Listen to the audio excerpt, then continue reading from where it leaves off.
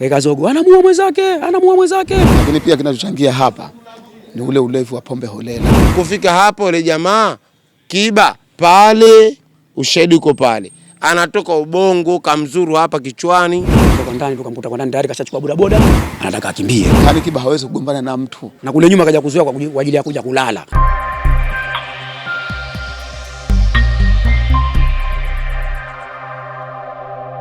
Kijana mmoja aliyefahamika maarufu Kiba amefariki dunia baada ya kushambuliwa kwa silaha kali na kujeruhiwa katika maeneo mbalimbali ya mwili wake huko Amani, wilaya ya Mjini, mkoa wa Mjini Magharibi. Akizungumzia tukio hilo, ndugu Ali Abdallah Ayub ambaye ni mlinzi wa duka alilokuwa akilinda marehemu amesema marehemu Shaibu alikuwa katika shughuli zake za ulinzi kabla ya kukumbana na mtu anayedaiwa kuhusika na tukio hilo ambaye alimshambulia na kumsababishia majeraha makubwa. Wale jamaa wametoka ndani, walikuwa wanagombana wenyewe kwa wenyewe, sijui kama ndo kucheza kamari au vipi, walikuwa wanagombana. Kwa hiyo katika fujo lao wakajaza mpaka nyuma kulipo sisi. Kuja nyuma pale akawa vuyo watu wawili hawa. Akanizulumu, sikubali, nipe pesa yangu, sikubali. Mimi inabidi ninyanyuke pale. Kunyanyuka nikamwambia bwana, hapa ondokeni, mazingira haya. Yeye simuona jinsi ilivyo, hapa ondokeni. Hapo haina shida, rasta sitaondoka hapo. Wakaondoka kaelekea Jahani. Kuna jaa kule upande wa pili. Wakaelekea Jahani. Tukachulikia mimi karudi zangu ndani tena kula. Nasikia tena zogo. Tena kukulipa, ziko ndani pesa zako, ziko ndani. Haya wakapita pale. Kupita, bwana wewe muongo unadanganya, hakuna pesa. Yule alompiga mshikaji kisu akamzuia yule mwenzake yule. Mimi nige langu, mimi nikatoka nikamwambia Masela, sikilizeni, sasa hivi na kwa hii ni shida hapa, mnakuja kufuatiana mambo haya. Hii ni ofisi yangu, mnafanya ujinga huu. Tunaondoka rasta. Mimi nikasukuma bwana mpaka mbele barabarani. Mbele barabarani inabidi mimi nikarudi zangu nyuma. Narudi nyuma na yule mlinzi mwenzangu naye alikuwa kalala. Wale vipi? Akamwambia wale atajua wenyewe washamaliza washajumiana. Poa, haya poa. Yeye kabaki kule barabarani, mimi nimeingia ndani kama kawaida. Na ikasema mazingira ni kushakucha na kunja kapita bibi mmoja wale hao wenda kureko asubuhi wapita sokoni hapa. Weka zogo, anamuua mwenzake. Na bibi sasa vile kutoka nje kuangalia, namuona jamaa ndo kama alivyohadisia pale. Kamwekea goti anamchoma visu. Bibi mimi niende mbio sasa. Ile kufika wewe vipi ndo unafanya nini wewe? Inabidi kufika ile jamaa kanivutia kisu na mimi. Niko na huu ujinga. Na mimi nikasanga nyuma nikajipanga, nikokota mijiwe pana yule mlinzi wa getini pale. Kamunganishia tu kamnadia mwizi. Kwa hiyo kakimbia. Mimi nikarudi changu hivi. Akatokea mshikaji na bodaboda akaniambia tukamfuate. Kwa hiyo kumfuata tukamkosa. Tukaingia kwa ndani tukamkuta kwa ndani tayari kashachukua bodaboda, anataka akimbie. Marehemu jina lake ndio wewe unasema Messi mjinamjua kwa jina la Kiba. Kwa sababu tumekutana pale Amani.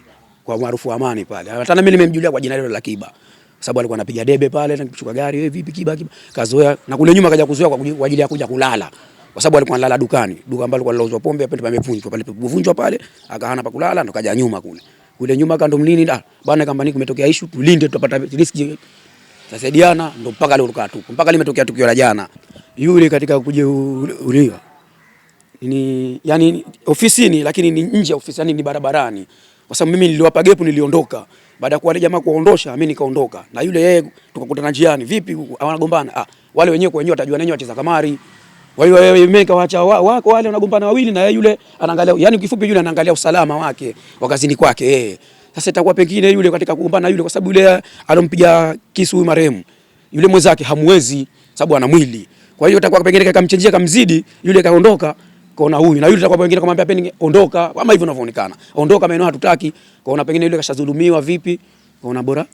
Hapa nyuma kuna walinzi hawa wawili. Walinzi wawili hao wanatambulikana kwa majina. Ni Mnyaru.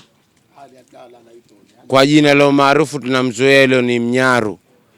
Na jengine ni Ali Kiba au Kiba ni marehemu kwa sasa hivi tunamuita marehemu.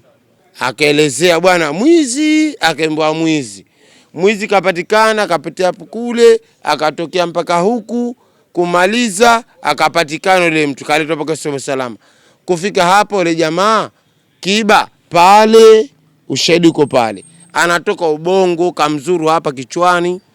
Ubongo umemwagika pale ndio umefika sasa hivi kwa mchanga.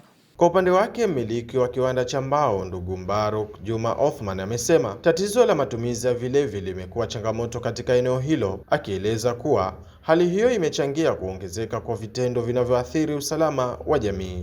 Mimi taarifa nimekuja kuipata kwa sababu alfajiri nilikwenda msikitini saa 11. Nikaangalia simu nikaona simu haijapigwa. Ila narudi msikitini 12 ndio naangalia simu naona imepigwa. Baada ya kurejesha simu ndio nikaambiwa kuna tatizo limetokea. Tatizo katika mlinzi wetu mmoja ndio kapigwa. Lakini sikuambia kwamba kafa, mambo akapigwa. Kaambia basi mimi najitayarisha napeleka mtoto shule afu nakuja. Kufika hapa ndo nasikia kwamba huyo mtu kafariki. Lakini pia kinachochangia hapa ni ule ulevi wa pombe holela. Kwa sababu walevi wanatusumbua sana. Huko nyuma hapa asili kwa watu mlinzi. Yaani Kiba hawezi kugombana na mtu. Kwa sababu si mtu matata, hata kama analewa lakini hata akilewa hagombani na mtu. Yeye akilewa kulala. Naye mkuu wa wilaya ya Mjini Dr. Said Mrisho amefika katika eneo la tukio ambapo ameeleza hatua zilizochukuliwa na mamlaka husika sambamba na kutoa wito kwa jamii kujiepusha na matumizi ya vilevi na kushirikiana katika usalama wa maeneo yao. Nimefika katika eneo la tukio. Ni jambo la kusikitisha kwamba kijana wetu hapa ambaye anaitwa Kiba ni mlinzi katika eneo hili nje ya Amani Bar, kwamba amedhuriwa, ameuliwa. Na bahati nzuri Poshe yupo, kwa maana hiyo umetolewa taarifa, jeshi la polisi limefika haraka sana. Mtuhumiwa wananchi walijaribu kumdhuru, kwa maana hiyo na alikuwepo pale. Vielelezo vote vipo na mtuhumiwa amepatikana akiwa hali mbaya, kwa hiyo amewaishwa hospitali na marehemu naye tayari sasa hivi tunaendelea na hatua nyingine kwa ajili ya kupoa familia na kuendelea na taratibu. Lakini kielelezo cha kisu pia kiko pale pale, kimeshachukuliwa na jeshi la polisi, wanaendelea na hatua zao. Niendelee tena kuwaasi wananchi, hasira, pombe na vitu vingine